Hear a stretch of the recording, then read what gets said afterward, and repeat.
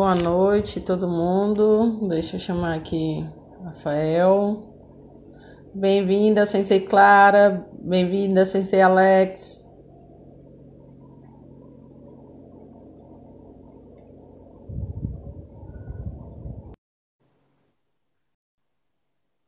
Aguardando aqui. Bem-vindo, Magno. E Carol, E Rafa, boa noite. boa noite, tudo bem? Tá- Tudo ótimo. Tá me escutando bem aí? Muito bem, Ah, bom, legal. Vamos só esperar um pouquinho, Rafa, porque o pessoal vai entrando aí, né? Entrou um pouquinho antes do beleza. horário. E aí, como é que tá? Tranquilo? No Rio? Tudo tranquilo, graças a Deus. O tempo tá bom aqui, tá frio. Esses Tá dias frio, tá bom, chovendo, é? chovendo. Tá gostoso. Eu Ah, fui tá criado bom. com isso, né, Carol? Você sabe que lá no Ceará, os Alpes cearenses, É, lá faz muito frio, eu já ia te perguntar. muito frio lá. Ai, ai. Deixa o pessoal entrando aí, Rafa. Seja bem-vindo, Fábio, Meu amigão Fábio Jefferson. Macedo, sensei aqui do Rio de Janeiro, professor Amauri, Legal. mestre de jiu-jitsu, professor de judô também, Kodansha, Seja bem-vindo, Sensei Amauri, Sensei Fábio. Clara Real, Alex, Magno. Bom ter o Magno aqui, que faz. Não sei nem se ele tá treinando. Eu acho que ele desistiu do Ah. judô, não quer mais não ele. Ô, Rafa, vamos começar um pouquinho nossa conversa, né? O nosso tema hoje é na verdade, do judô ao jiu-jitsu. Então, assim, histórias e contradições. Então, são coisas talvez que as pessoas possam se impactar, não sei, né? Mas é um tema muito relevante para a gente estar discutindo. E aí, vamos formalizar isso fazendo a apresentação, né? Vamos lá. Professor Rafael Sampaio, graduado em Educação Física, faixa preta de Judô Quinto Dan, quarto Dan de Judô da Nippon Tokukai, primeiro Dan de Jiu-Jitsu pela Federação de Jiu-Jitsu do Rio e autor do livro Judô no Kenkyu. Então, um vasto currículo, Rafa. Seja bem-vindo. É um prazer tê-lo aqui na nossa live da Seikatsukan, porque para as pessoas saberem, você participou também do início aí da Seikatsukan, ajudando assim, né, em nascer essa associação, né? Então, desde já agradecer e estava ansiosa por essa live. Carol, eu que agradeço. É um prazer para mim poder contribuir com a tua história aí como professora, né? É, meu pouco conhecimento que eu desejo passar hoje aí, a gente vai aprender junto na realidade. Agradeço as pessoas que estão assistindo. Desejo que vocês façam perguntas para a gente desenvolver o assunto aqui, para não ficar só uma, uma conversa entre eu e a Carol. Então, sinta-se à vontade, pode perguntar. Caso não dê tempo da gente responder durante a live, a gente se compromete em anotar e responder pessoalmente cada um, né? A maioria que é conhecido meio da Carol. E a gente pode até fazer uma nova live aí respondendo os assuntos. Só respondendo as perguntas, né? Isso. Rafa, o interessante é o seguinte, que para quem me conhece, né, profissionalmente no judô, no jiu-jitsu, a gente sabe do seu anseio quanto aos estudos, né, do judô. E a gente fala em estudos baseados em referências históricas, fatos históricos, documentação, o que é algo que não é comum, né, infelizmente, para as lutas, mas também é muito importante. Fala o que que te influenciou, o que que te levou a fazer esse estudo mais profundo, né? Do judô, do jiu-jitsu, como é que foi isso? Então, Carol, eu iniciei o judô com 12 anos, né? E por volta dos meus 15 anos de idade, eu sempre fui muito hiperativo, né? Então eu brincava muito, eu tinha um déficit na escola de atenção também. E o judô ele conseguia canalizar isso porque eu tinha vontade de aprender. E na época que nós iniciamos lá no SESC tinha um quadro, né, com um significado de algumas técnicas, algumas Um dia desses. definições, isso, os termos que tinham lá. E eu li aquilo dali, eu anotei num caderno né? Eu tenho esse caderno até hoje, você já teve o prazer de ver, que eu digo que a pessoa que quer estudar, ela tem que ter um livro dela, uma coisa que ela vai anotar lá os conhecimentos que ela adquiriu, lá no futuro ela vai pesquisar, ver se aquilo está certo ou não está.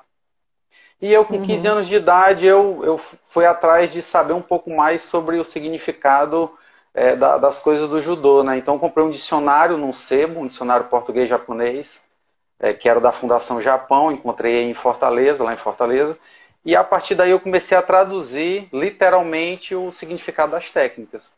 A partir de então eu vi que era interessante a gente fazer essa associação, né? Inclusive eu, o professor Paulo Márcio e o professor Sérgio de São Paulo, a gente está programando uma aula só sobre essa nomenclatura do judô, para a gente desvendar alguns equívocos que Uhum. é repassado até hoje, mais por falta de conhecimento prático, né?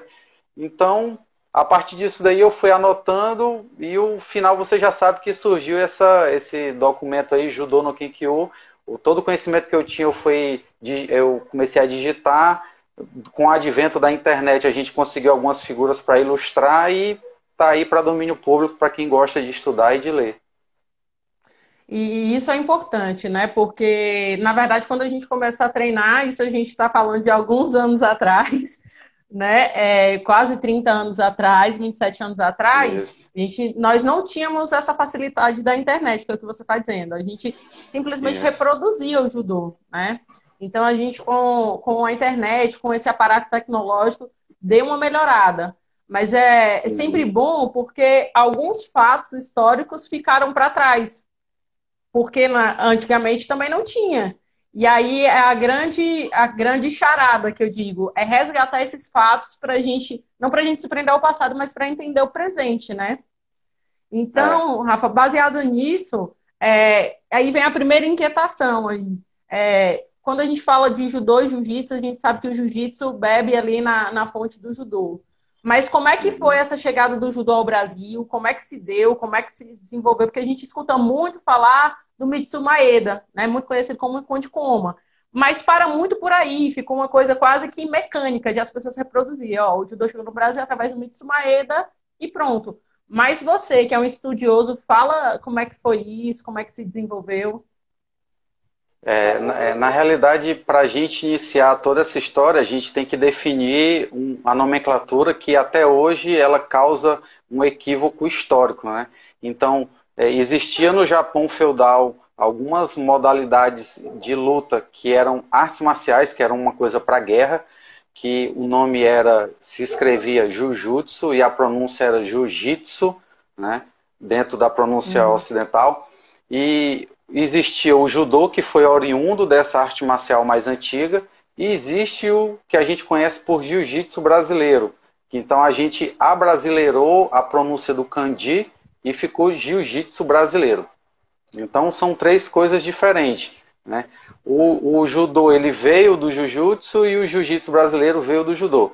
Eu defendo que, apesar de que hoje, com toda essa evolução que sofreu, com quase 100 anos da chegada dele aqui, o jiu-jitsu brasileiro ele já tem uma identidade própria. Porém, o uhum. cerne dele, as técnicas básicas dele são as técnicas do judô. Não se criou nenhuma técnica nova no currículo do jiu-jitsu brasileiro. Todas elas já existiam no judô Kodokan, né, que foi o que chegou aqui. E o que acontece é que, de tanto a gente treinar o jiu-jitsu, aquela parte de neuazá, surgiram formas diferentes de você chegar até a técnica. Então, essas são as variações de aplicação daquelas técnicas que nós tínhamos no judô. Enquanto o judô ele ficou ortodoxo, o jiu-jitsu ele procurou novas maneiras para poder se aplicar. Por quê? Porque a regra é diferente da regra do judô competitivo. Entendeu? São regras Uhum. diferentes. Então, propiciava eu aplicar a técnica de uma maneira diferente.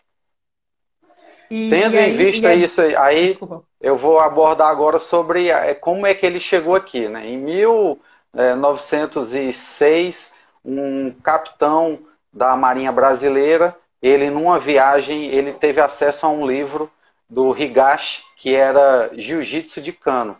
Só que é fato, os autores falam que o Jigoro Kano, ao pegar esse livro, na Alemanha ele teve acesso a esse livro, e ele falou que aquele livro não tinha nada a ver com o Judô Kodokan. As técnicas eram parecidas, só que não tinha sido escrito por ele e não era o Judô Kodokan.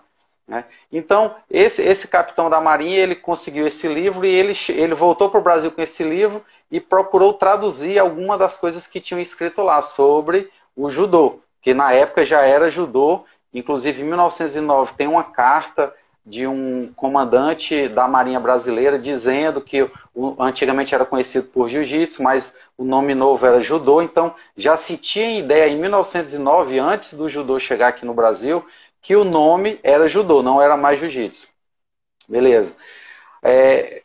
Quando esse navio, aí beleza, ele traduziu o livro aqui para o Brasil, todo mundo ficou interessado, aconteceu a guerra entre a Rússia e o Japão, os japoneses em menor número, eles ganharam a guerra, e todos os lugares do mundo eles ficaram se perguntando como é que o Japão tinha conseguido ganhar. E muitos comentários levavam a crer que por eles lutarem essa arte marcial desconhecida, tinha favorecido eles ganharem. Então, as forças armadas no mundo, elas procuraram conhecer mais isso. Junta-se a isso o fato que teve uma imigração muito grande para o Brasil de japoneses, né? Então, dentro das colônias também existia treinamento de judô também. Porém, de fato, a primeira citação que se tem da chegada do judô aqui o navio Benjamin Constant, ele estava fazendo a viagem de ouro, navio da Marinha de Guerra. Quando ele chegou lá em Tóquio, foi pedido que dois judokas do Kodokan fossem ministrar aula de judô para os marinheiros brasileiros. Houve essa instrução. Eu minto, não foi em Tóquio, foi em Yokohama. E esse navio, depois quando ele foi embora, ocorreu uma situação que hoje a gente já conseguiu descobrir que dois judokas, que não foram esses mesmos judokas que foram convidados pelo Kodokan, eles foram pegar esse navio já em Hong Kong, na China. E eles vieram para o Brasil e deram instrução dentro do navio para os marinheiros e chegaram ao Brasil. Quando eles chegaram no Brasil, houve-se o comentário que esses dois judokas japoneses, eles foram contratados pela Marinha do Brasil. Só que até agora, dentro das minhas pesquisas, dentro da minha instituição, eu não consegui achar um documento que o ministro da Marinha, que era o Alexandrino de Alencar, pedia que fosse contratado. O fato é que quando eles chegaram no Brasil, realmente eles foram contratados como instrutores da Marinha. Então, o primeiro fato que tem de judô efetivamente no Brasil é através desses dois judokas, Sada Miyako e Kurihara, que era o nome do auxiliar dele. Existem fotos deles demonstrando o judô no navio, tudo isso é comprovado. Quando eles chegaram no Brasil, eles foram dar aula na Escola Naval, que é a instituição que forma os oficiais da Marinha durante um tempo, até que houve um incidente, porque a capoeira era muito forte dentro da Marinha, entendeu? E nesse caso aí houve um desafio de um capoeirista contra o Sada Miyako. E existem duas versões, né? Uma das versões diz que quando o Sada Miyako foi abaixar para cumprimentar, o capoeirista deu um rabo de arraia nele. E na outra versão diz que na realidade foi uma luta limpa e o japonês quis segurar no capoeirista, o capoeirista jogou e deu o rabo de arraia e conseguiu vencer, né? Foi bastante... saiu nos jornais, isso foi bastante divulgado e acabou que teve o prestígio do jiu-jitsu um pouco abalado. O Fábio está perguntando se foi antes da imigração japonesa. A imigração japonesa começou em 1909, foi mais ou menos na mesma época, Fábio. Só que os imigrantes eles ficaram bem isolados no interior lá de São Paulo, né? Enquanto que esse judoca que veio dentro do navio, ele já ficou mais aqui no Rio de Janeiro, mais na cidade. Rafa, é importante você falar isso, porque era até incoerente você pensar num país que nem o nosso, enorme, com várias histórias, né, processos históricos, e a gente só pontuar uma pessoa de onde veio o Brasil, né, é uma das inquietações. Então, assim, a gente já está falando que, como eles vieram de imigração, a gente está falando do Rio de Janeiro, né, essa condição de relação com a capoeira, porque afinal, né, a capoeira era uma das lutas mais praticadas da época, praticada por escravos. E aí teve esse primeiro embate com o judô. Então, assim, são pontos importantes que até então muita gente não conhece. E aí a gente descentraliza aquela relação de só o Mitsu Maeda no Pará, né? O Porque, Mitsu pelo que me Maeda ele veio parece, muito depois dessa parte, quase 10 anos depois, né? uhum. E ele não veio diretamente para o Pará, não foi isso? Na realidade, a trupe dele, eles passaram lá pela Europa, depois foram para os Estados Unidos, desceram e eles entraram no Brasil através da Argentina, né? A Argentina, aí foram Uhum. para o Rio Grande do Sul, depois que eles começaram, a trupe deles tinha essa característica, eles iam de cidade em cidade e apresentavam-se em teatros, em circos, para divulgar o judô, mas nota-se através do que a gente já pode pesquisar que essas demonstrações elas tinham uma finalidade financeira, né, de angariar fundos, porque era cobrado um ingresso, né, para que você conseguisse assistir à demonstração. Né. E outro ponto é que eles não fixavam academia para dar aula. Isso aí só foi acontecer um tempo depois, em 1916, entre 16 e 19, lá em Belém, que foi um dos integrantes, que esse sim, ele ministrava aula, que era o Satake, Soichiro Satake, e ele começou a residir em Belém do Pará, e o Mitsu Maeda continuou com a trupe a fazer as demonstrações dele. E é legal você colocar assim, porque a gente trata o Mitsu Maeda como aquele perfil de pedagogo, o que não foi, Não, porque na verdade o perfil de pedagogo para dar aula foi do Satake, né? Ele, na isso. verdade, ele fazia as apresentações e acredito por isso, consequentemente, acabava sendo mais visto e mais quisto, né? O Mitsu Maeda ele não chegou a fixar residência em nenhum ponto, porque até mesmo depois, já em 1920, 21, que ele fixou residência, ele viajava muito. Então, durante algumas vezes, ele estava lá morando, ele ia para a Europa, depois ele voltava. E quem estava tocando o ensino do judô no Brasil era os outros imigrantes lá em São Paulo, que chegaram depois, e depois o Satake. Né? O Satake é que realmente ele fixou lá, ele montou academia em vários clubes lá em Belém, né? Então a formação dele pedagoga de ensino do judô era maior do que o do Mitsu Maeda. Isso é importante. E aí, Rafa, a gente tem aquela inquietação, porque tem aproximação com o jiu-jitsu, e a gente sabe que a natureza ali do jiu-jitsu começa pelo Pará, né, com a família Gracie. E você já trouxe logo um ponto, quem era o pedagogo era o Satake, e aí veio o Mitsu Maeda depois. E existe algumas coisas que quando a gente estuda a história do jiu-jitsu, infelizmente a gente ainda tem uma limitação bibliográfica de material quanto ao jiu-jitsu, prioritariamente, como é que foi essa relação da família Gracie, né, diante dos teus estudos? Como é que tu traz isso? Antes de eu te responder, eu vou só abordar o que o Magno perguntou aqui, né? Como é que era o ensino do judô nas comunidades nipônicas, né? Porque elas eram fechadas. Se existe algum ponto que isso mudou. No início, era muito os mestres antigos de judô que falam que iniciaram dentro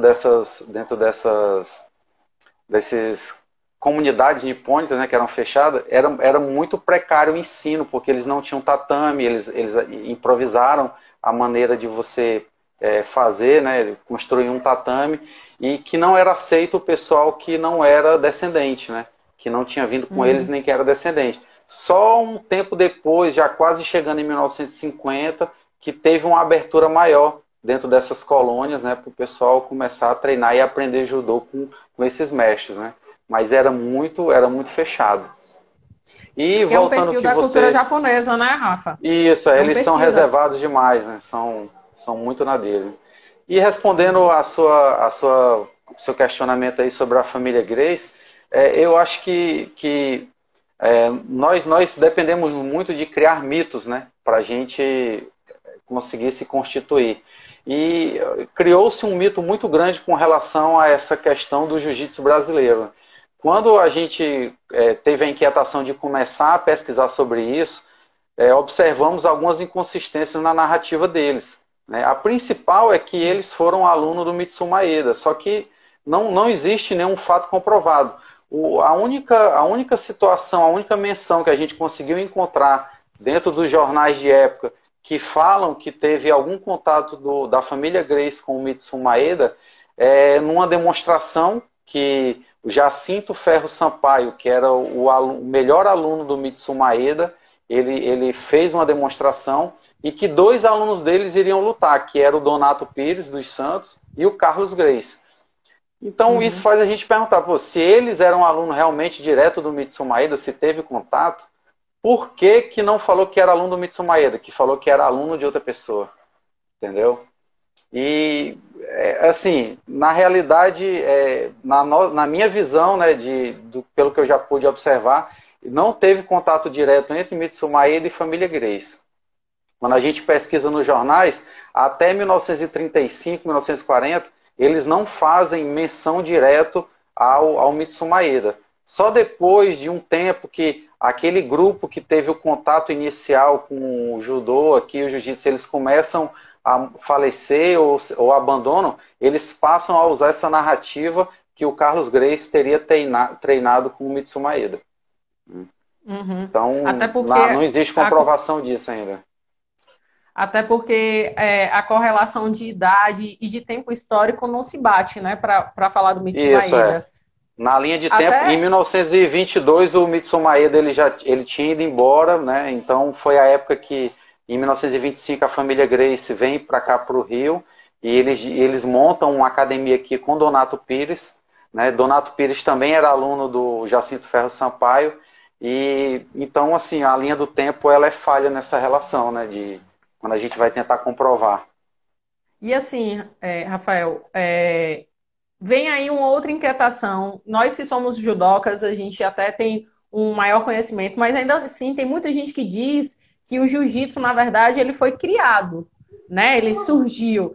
E diante do que você está falando, na verdade, a família Gracie aprendeu o judô, né? Consistente o judô dali, e a partir dali ela foi se desenvolvendo, na verdade, como uma metodologia, como um ensino metodológico, né? Isso. Isso é muito O importante. Fábio ele fez uma pergunta aqui, né? Quais eram as características do Jiu-Jitsu e de onde foi criado o Judô? Na realidade, antes da restauração Meiji, que foi o que revolucionou o Japão, né? Ocidentalizou o Japão, aquela modalidade marcial ela era feita para guerra. Eu ia lutar com o meu adversário e eu tinha que neutralizar ele, eu tinha que quebrar o braço, eu tinha que estrangular ele até ele morrer. Era para isso. Era como os samurais nada mais eram do que os soldados da aristocracia japonesa. Então eles foram criados para guerrear. Não tinha, ele era uma polícia, uma espécie de polícia. Depois que teve a restauração Meiji, todo esse processo ele foi sendo abandonado, porque caiu em desuso espada, não precisava mais de espada, porque o Japão ele começou a se armar. Eles tinham armas de fogo, né, que utilizava pólvora. Depois tudo isso foi chegando no Japão. Então esses professores eles começaram a ficar obsoletos. A maioria deles foram trabalhar com terapia manual, massagem, quiropraxia, esse tipo de coisa. O Jigoro Kano, só que o Jigoro Kano ele observou, ele como educador, porque ele já era formado quando ele criou o judô, que aquelas modalidades marciais, se ela tivesse um viés mais voltado para educação, socialização, ele poderia ser útil para a sociedade. O Jigoro Kano ele era ultranacionalista, ele queria que o jovem daquela época fortalecesse o corpo para contribuir para a sociedade. Era nada mais do que isso. É muito parecido com o que as Forças Armadas fazem. Né? A gente tem um período obrigatório que os homens têm que servir para eles aprenderem sobre algumas noções de pátria, de ética, de hierarquia, de disciplina, para depois, se eles não continuarem no militarismo, eles serem úteis para a sociedade. Ter uma formação básica para ser útil para a sociedade. Né? Então, o Uhum. Jigoro Kano ele queria isso. Então, com o judô, mudou a finalidade. No jiu-jitsu era guerra, no judô era formação pessoal. Né? A integridade do indivíduo para contribuir. E, Mas volta a tua eu vou pergunta aí. além, hein, Rafa. Eu vou além, só complementando o que você está dizendo. Eu creio que o Jigoro Kano ele foi um visionário, né? Porque o processo de criação do judô ele faz numa maestria pedagógica muito, muito interessante, para além da época dele, né? Do servir à sociedade e do se dividir, né, de maneira sistematizada e progressiva para o aluno que não se tinham nas lutas até naquele momento, né? É o exemplo do Judogi também. Ele criou o Gi, né? Que foi aí para todas as lutas. Rafa, O tem Jigoro outras Kano, perguntas ele aqui. inovou muito. Pode fazer. Tem uma pergunta do Alexandre que ele fala o seguinte: qual foi a verdadeira importância do Hélio Gracie na história do jiu-jitsu? Então, eu dou graças a Deus e ter existido o Hélio Gracie, né, a família Gracie, porque eu tenho uma particularidade que eu iniciei no judô, mas eu gosto muito da parte de Katame Waza e Neuwaza, que ela luta no solo. E de acordo com a regra do judô, ela foi sendo adaptada para ser melhor televisionada, a gente perdeu um pouco dessa parte de Neuwaza, né, o árbitro ele dava lá o matê se não tivesse um trabalho maior. E com isso, as academias que preparavam os alunos para lutar, elas pararam de dar uma certa importância para a luta no solo. O Hélio Gracie, ele, pelas particularidades dele, inclusive hoje eu tive um debate muito interessante sobre isso com dois amigos, por que os Gracies eles aprenderam judô, por que eles só deram ênfase na parte de Neuazá? Então, várias características podem ser desenvolvidas através disso. O primeiro é o seguinte, eu defendo que eles não aprenderam o judô na sua totalidade. Eles tiveram contato com vários professores de judô, muitas das vezes eles aprenderam através de livros que chegavam na época no Brasil, então a aplicação técnica do Nagewaza deles era muito deficiente. Eles não tinham um professor para ensinar eles a parte, e nós sabemos que somos judocas que é mais difícil de você aprender as técnicas de projeção, um equilíbrio, né, Kuzushi, Tai Sabaki, todos esses fundamentos, do que você aprender uma técnica de Neuwaza, que você está ali deitado, a sua preocupação é realmente em aplicar a técnica. Então, essa é a primeira característica que eu acredito que foi, que eles tiveram um déficit de aprendizagem das técnicas de Nagewaza e o desenvolvimento da luta no solo ela é mais fácil. Algumas pessoas relatam que na época os locais de treinamento eram rings, então eles eram pequenos, não tinha como você colocar duplas para lutar. E isso é uma teoria também, apesar de que eu não concordo com essa teoria. Né? Para mim é mais esse déficit de aprendizagem. Os Gracie, na época, como eles praticavam vale tudo, né? Aquelas lutas, luta livre, teve muita técnica que foi oriunda da luta americana, luta livre americana, que eram mais concentradas na parte de domínio. Né? Eu tinha submeter o cara ao meu domínio lá com as costas no chão e por isso desenvolveu mais essa particularidade. Se você pegar vídeos de 1940 até 1950, você pode observar integrantes da família Gracie aplicando as técnicas de projeção, principalmente o Hanegoshi. Em arquivos fotográficos, tem eles aplicando Ippon Nage, Taiyo Toshi, já em 1930, mas bem deficiente tecnicamente. Uhum. Então, E a aí, contribuição do Hélio Gracie foi de perpetuar essa parte de solo, apurar mais a parte de solo, e o que a gente tem hoje é uma arte marcial bem diferente do judô, Kodokan, bem diferente em termos de aplicação e bem eficiente também, né? Rafa, tem uma outra pergunta aqui do André, que eu vou já te fazer, mas aí a gente coloca uma questão, um ponto importante, que foi o que você falou no início. Na verdade, eles desenvolveram as técnicas de solo, né? Então, não teve criação, mas um desenvolvimento até pela característica do Hélio, né? Do Isso. Sensei Hélio, porque ele mesmo tem alguns vídeos falando que pela estrutura física dele, ele se dispôs a treinar mais no solo, não foi isso? Então, mas é mais uma coisa que ele falou e que a gente consegue refutar, porque já na época dele infantil e adolescente, ele competia na natação e era campeão. Então, essa história de dizer que ele era frágil, que ele não conseguia e tudo isso aí é meio duvidoso, porque ele era competidor de natação, ganhava tudo, então ele competia nos vale-tudos, então não tinha essa história de que ele era frágil, que ele era doente, não cabe mais essa afirmativa, não.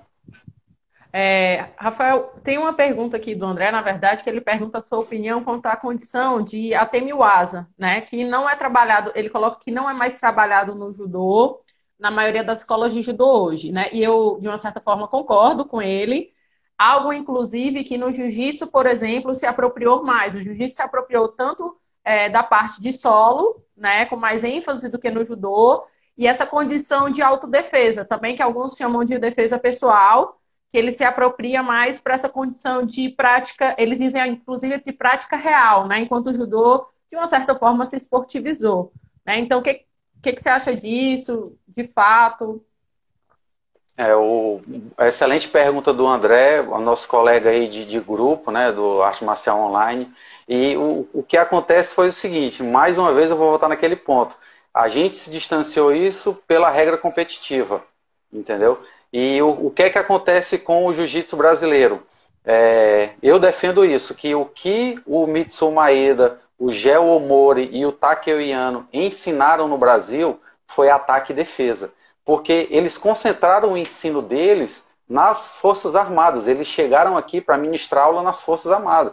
Então, eles não tinham necessidade de ensinar técnicas apuradas, Sumigaeshi, Sotomakikomi, Hanemakomi. Eles tinham que apresentar as técnicas eficientes que servissem para eu neutralizar o meu oponente, dentro de uma visão militar. Né? Então, todos eles passaram por instrução em academias militares, polícia militar, marinha, exército. Eles foram contratados para isso, para dar aula para militar, com objetivo bélico, de guerra. Né? Então, perpetuou-se isso. Existem vídeos da família Gracie, eles demonstrando como é que seria uma aula. Então, eram lições, eram 10 lições para você aprender jiu-jitsu. E essas lições eram defesa pessoal. O cara atacava com soco, ele fazia a defesa e fazia uma projeção e terminava com a finalização, o estrangulamento ou chave de braço. E já aquela parte competitiva, ela já era mais apurada para quem continuasse nos treinamentos, né? Então a visão deles era de defesa pessoal. Para a gente no Judô Kodokan falta vergonha na cara, porque nós temos 3 katas no judô que eles são para aplicação de defesa pessoal. Eu atualmente ministro aula de defesa pessoal dentro da minha instituição militar. Eu aplico o que eu aprendi dentro do judô, porque o judô é um excelente método de defesa. Existem kata no Kodokan que eles são ensinados para a polícia de Tóquio e para as outras polícias de países que são amigos, né, do Japão. Eu tenho até um vídeo lá deles fazendo uma demonstração das formas de aprisionamento para a polícia francesa. Então, cabe a gente de começar a treinar isso, começar a resgatar. O problema é que existe uma tendência do professor, primeiro por ele não ter acesso ao conhecimento, o professor dele não passou isso para ele, e segundo porque ele quer preparar o aluno dele para a competição. E isso daí que você falou, Rafael, é muito importante em relação ao kata, né? Porque se a gente também for entrar no tempo, a gente não vai ter nem tempo, mas essa discussão do kata é importante porque ela não é ensinado, né? Ela foi se deixando de lado, você só tem a relação do kata quando vai fazer exame de grau para faixa preta, e aí as pessoas também se desapropriam de certos conhecimentos do judô, né? Então essa relação da proximidade com o kata, com a autodefesa é muito importante. Né? A Sensei Clara está, inclusive, colocando aqui que esse processo do judô se tornar olímpico, né, televisionado, veio a perder algumas vantagens, alguns processos se transformando como esporte, que é o que a gente colocou, né? Tá muito esportivizado. Começou a se tornar uma coisa bem específica, né, para a competição. Uhum. Já tinha sido feita uma pergunta que seria em relação a essa condição da família Fada. Existe também aquela história, eu digo que é quase uma história, uma clássica, que as pessoas contam também de maneira automática. Olha, existiu a família Gracie, depois veio a família Fada, e tem aquela história que as pessoas contam, que eles fizeram faziam mais chave de perna, então foram, de uma certa forma, mais excluídos. Como é que foi esse processo histórico também? Nesse ponto do jiu-jitsu, né? Teve aproximação com o judô? Como é que foi?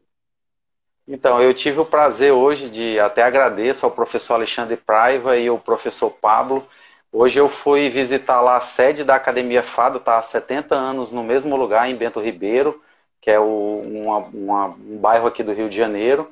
Então, para eles é creditado a teoria de que eles tiraram o conhecimento só da família Gracie, eles deram a oportunidade de outras pessoas que não tinham condições de pagar a Academia Gracie, que era aqui na zona sul do Rio de Janeiro, o jiu-jitsu. Então, eles fizeram o início dos projetos, né? E a história, ela é bastante interessante, porque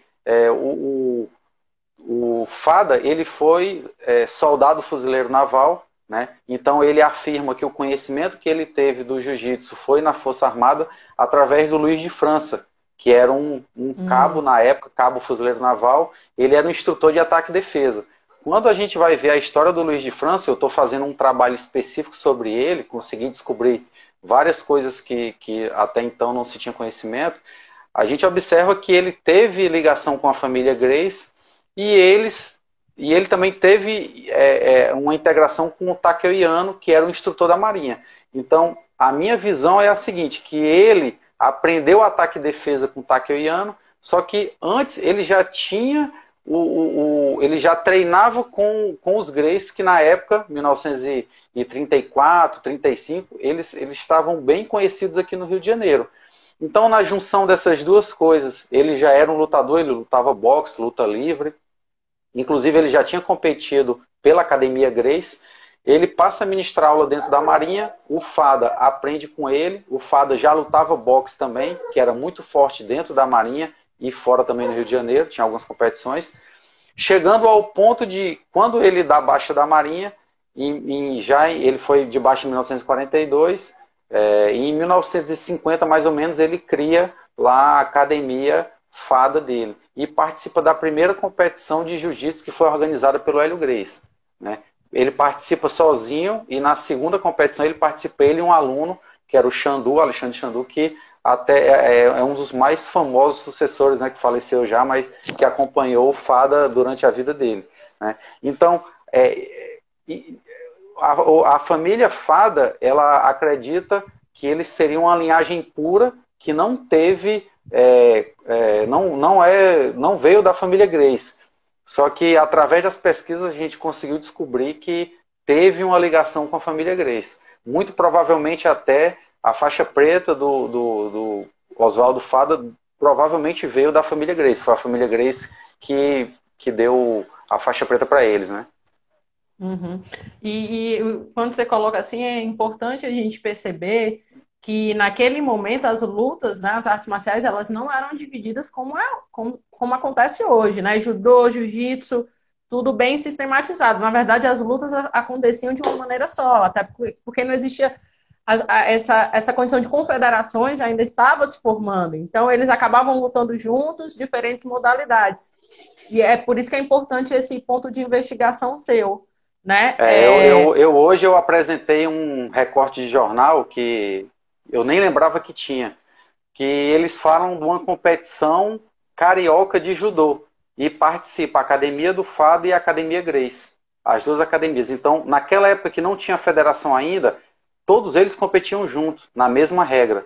Chegou um tempo que houve essa divergência, né? Há fatos que o Hélio Gracie recebeu o 5º grau do Kodokan, mas ele não aceitou, ele declinou.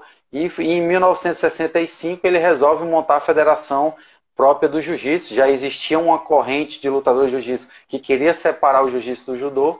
E em 1965 isso é efetivado e cria-se a Federação Carioca de Jiu-Jitsu. Uhum. E isso é importante, Rafa, porque, por exemplo, a gente tem aquela situação, e aí eu vou adentrar um pouco, que é aquele desafio do Kimura, né, judoca, Sim. e do Hélio Gracie, né, Sensei Hélio Gracie, e essa condição. E o que se coloca, muitas pessoas ainda chegam para dizer, não, era jiu-jitsu contra judô, né? Uhum. E, na verdade, não. O que se viu, né, foi muito judô. Se você puder também falar um pouquinho disso. Na realidade, aquela luta ela aconteceu porque o Hélio Gracie ele falava no Brasil que ele era campeão sul-americano de jiu-jitsu. Não existia competição sul-americana, só existia competição dentro do Brasil e eram vale-tudos, né? A regra era diferenciada. E um jornal japonês de São Paulo Shimbun, ele fez uma ponte lá com o Japão e perguntou se o Kimura poderia vir aqui no Brasil e aceitar esse desafio. O Kimura veio, quando ele chegou aqui, que ele viu a situação, ele falou o seguinte: eu luto com o Hélio Gracie se ele primeiro lutar do Kato, que tinha sido o segundo lugar no Campeonato Mundial de Judô. Toda a mídia da época, que eram jornais e rádios, eles divulgaram como se o Kimura fosse um campeão de jiu-jitsu, que não era realidade, ele era campeão de judô. E o Hélio Gracie lutou a primeira vez com o Kato, deu empate. Na segunda ele conseguiu finalizar no estrangulamento, na guarda. Depois disso foi montada a competição, que foi no Maracanã, em 1951. A regra era diferenciada, né? Não valia o ippon, era desistência. E o Kimura, quem assistiu já o vídeo, vê que ele ele aplica várias projeções no Hélio Gracie. O Hélio Gracie não consegue evitar. Chega ao fato assim, de parecer até que ele está brincando com o Hélio Gracie, né, de tão facilidade que ele tem. Tem uma hora que ele leva o Hélio Gracie para Neuazá e brinca também com o Hélio Gracie. Ele aplica um Hokezagatame forçando a cervical, quem é judoca sabe que é aquele incômodo, né, na costela. E depois ele finaliza com o Degarame, que inclusive o Hélio Gracie não ia bater, o irmão dele joga a toalha, porque sabia que ia quebrar. Alguns dizem que chegou a romper alguns ligamentos, né? Alguns jornais falam isso. E depois essa técnica no jiu-jitsu, ela é reconhecida como Kimura, justamente pela aplicação do Masahiko Kimura no Hélio Gracie. Finalizou através disso. Mas o próprio Kimura fala que o Hélio Gracie foi bastante aguerrido, de aceitar a luta. Não existiu essa diferença de peso, né, que o pessoal fala que ele pesava mais de 100 quilos. O Kimura pesava 80 quilos, o Hélio Gracie pesava 68. Então não tinha essa diferença toda. A estatura deles também era praticamente igual. Existe registro fotográfico disso. Então, assim, serviu para fortalecer, mas apesar da derrota, os jornais na época defendiam o Hélio Gracie e falaram muito bem, que ele foi muito bem na luta, e essa história toda que a gente conhece hoje, né? Porque, na verdade, existe uma brecha ainda de pessoas que contam que, na verdade, o Kimura, que foi o que você falou, existiu a vantagem por conta de peso. E, de novo, aí eu bato na tecla. Por isso que é importante a busca de registros, porque você está colocando o tempo todo, ó, nos registros de jornais de época, no que foi dito, no que está comprovado, não houve essa diferença, né? E eu acho que quando você vê os vídeos, inclusive, existe até uma preocupação até de se mostrar o Kimura de um trabalho, né, de uma luta no solo. Não foi isso? Isso. Porque o Hélio Gracie, numa reportagem, saiu uma reportagem no jornal, e ele fala o seguinte, que lutaria com o Kimura de qualquer maneira, seja em pé ou seja no solo. Só que a particularidade dele era a luta no solo, que ele queria levar para o solo. E o Kimura atende esse desejo dele e vai para a luta no solo. Nesse jornal, inclusive, eles fazem uma diferença assim, né? Bota Hélio Gracie numa página e Kimura no outro e coloca peso, altura, todas as características de cada lutador da época para ter a ideia de como é que foi essa luta, né? Uhum. E, Rafael, me esclarece uma dúvida agora, uma inquietação. A gente tem esse sistema de graduações, né? Que são algumas diferenças do jiu-jitsu, porque foi o que você colocou. O jiu-jitsu depois se desenvolveu e se formou como uma arte marcial própria, né? De identidade. Só que quando você vê o sistema de graduações, a gente vê um sistema de graduações diferenciados do que é o judô. Apesar que a gente está falando no sistema de graduação ocidental, né? Não remetendo só ao Kodokan.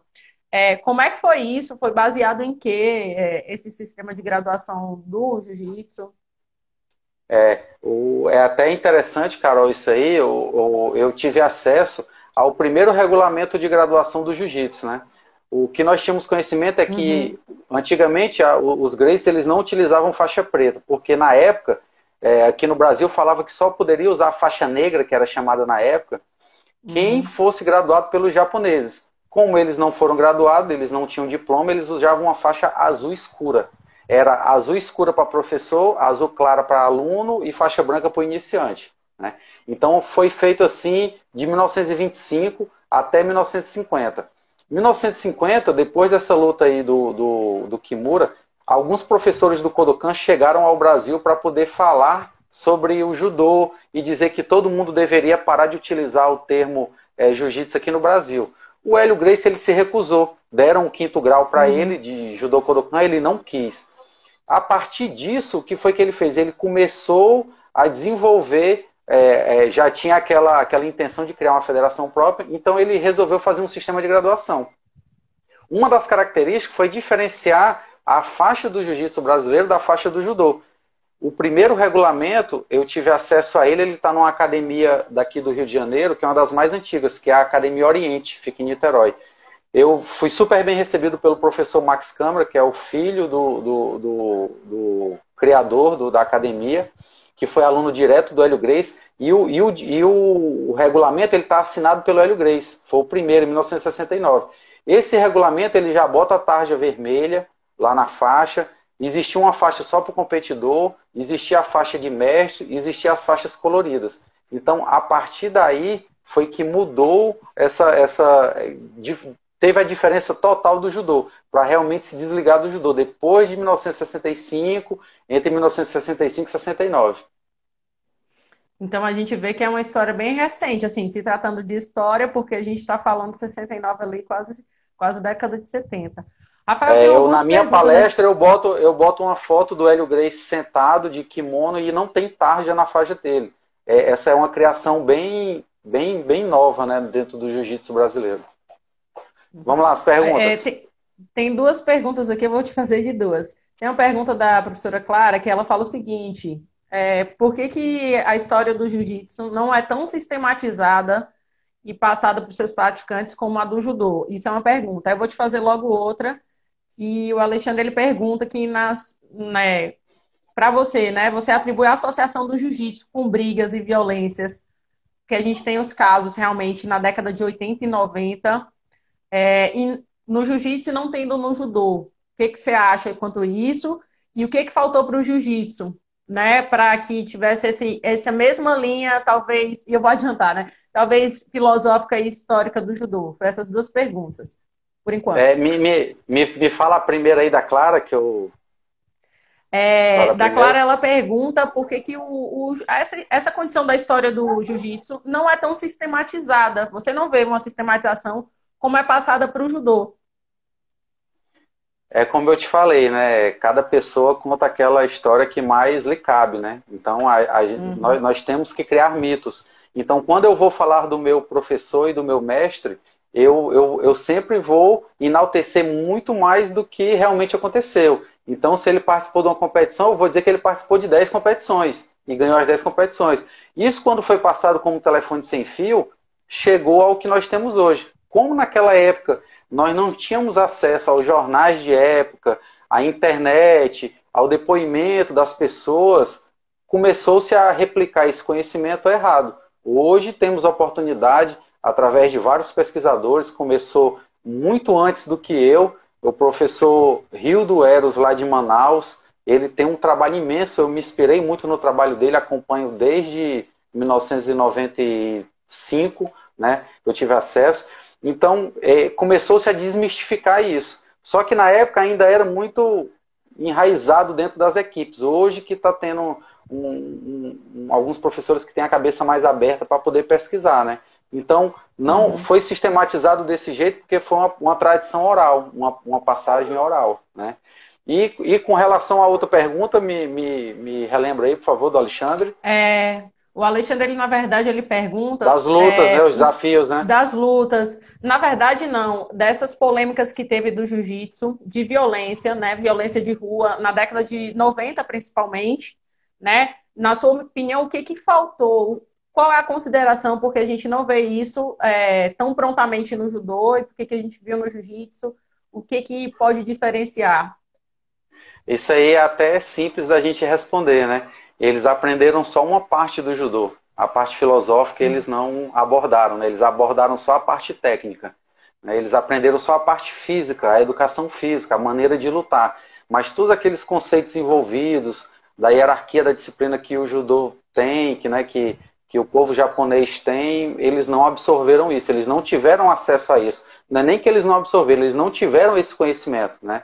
Então, por isso que a Uhum. pedagogia deles acabou se transformando em rivalidade com a luta olímpica. Então, eles tinham que se firmar aqui no Rio de Janeiro. Primeiro foi a luta olímpica, a luta livre, depois foi o Muay Thai.